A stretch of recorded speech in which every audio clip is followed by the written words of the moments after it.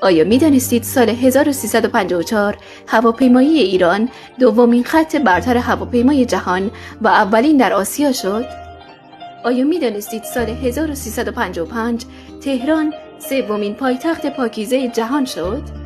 آیا می دانستید در سال 1352 ایران تنها کشور در آسیا بود که پاسپورتش در بیش از 90 کشور نیاز به ویزا نداشت؟ آیا می دانستید سال 1352 ایران به عنوان آزادترین کشور جهان در انتخاب دین، مذهب و پوشش شد؟ آیا می دانستید ایران از سال 1342 تا 1356 رشد اقتصادی 2 رقمی داشت و تورم 1%؟